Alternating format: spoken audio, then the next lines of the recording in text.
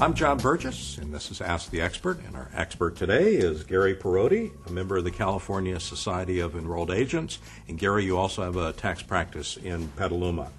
The main question, I guess, would be, what's the difference between tax credit and a tax deduction? John, that's a common question. Both tax credits and tax deductions will reduce your income.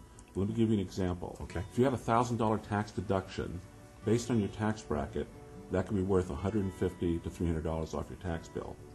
A tax credit is dollar for dollar. So you had a $1,000 tax credit, that's $1,000 off your tax bill. Are there tax credits taxpayers should just commonly be aware of? There's one this year that any working people will get. It's the Making Work Credit Pay, Making Work Pay Credit. And it's $400 for single people, $800 for married couples. It does phase out at higher income levels, but that's one to especially not miss on your tax return. And that's new this year? That's this year only. Okay, very important.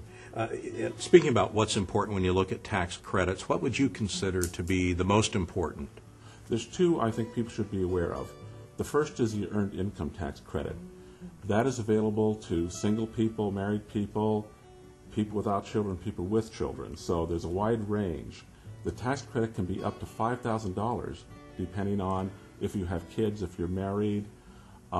It phases out at $48,000 for married people with children, and for people without children, it phases out after $25,000.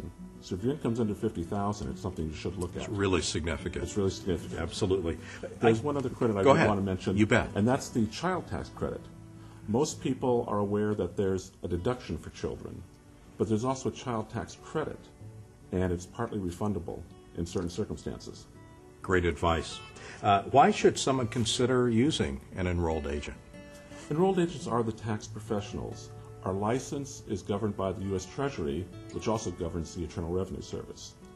Our education is all in tax, and the test we take is all about tax. So basically, when you're looking at an enrolled agent, you know you have a tax specialist. All right, and you should be confident in that, obviously. Yes. Okay. Terrific, Gary. Thanks very much. Great advice today. And to find out more, you can go to csea.org.